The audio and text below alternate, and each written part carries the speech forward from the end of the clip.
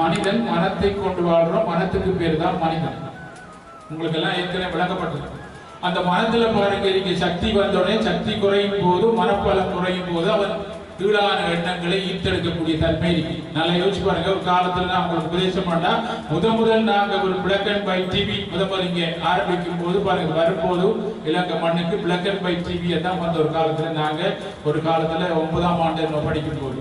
அப்ப பாருங்க, அது வரும்போது ஒரு சின்ன ஆண்டனா தான் கொடுத்தாங்க. இப்ப வர டிவி எல்லாத்துக்கும் இருக்கிற மாதிரி சின்ன அந்த ஆண்டனாவில் பாருங்க, நாங்க பாருங்க டியூன் பண்ண அந்த சேனலும் அது வேலை செய்யாது, கிளியர் 1-2 தான் வேலை செய்யும். ஆனா வேற அலைகள் தாக்கும்.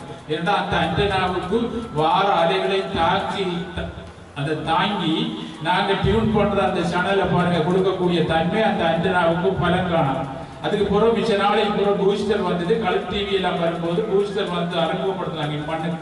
அப்ப வரும்போது பாருங்க, சில சேனல்களை டியூன் பண்ணும்போது சில அந்த அலைகளை தடுத்து நம்மளுக்கு அது தரக்கூடிய தன்மை இருந்து அதுக்கு பிறகு பாருங்க டிஸ்கந்தனா வந்து இப்ப பாருங்க நாங்க இங்க இருந்து கொண்டே சேட்டலைட் எல்லாத்தையும் பார்க்கக்கூடிய அந்த அளவுக்கு விஞ்ஞானம் வளர்ந்து இருக்கு.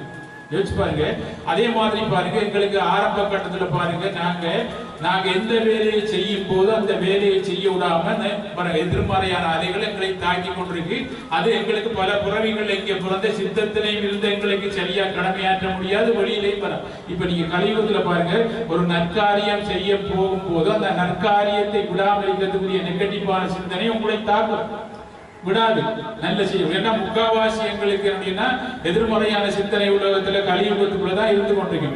அப்ப நாங்க தாக்கும் போது பாருங்க, எங்களுக்கு அதை தாக்காம மனப்பலத்தை கூட்டி இப்ப நாங்க சட்லைட்டோட தொடர்பு அளவுக்கு கொண்டாடுற மாதிரி கடவுளோட தொடர்பு வாழக்கூடிய ஒரு வழி நம்மளுக்கு கிடைச்சிருக்கேன்.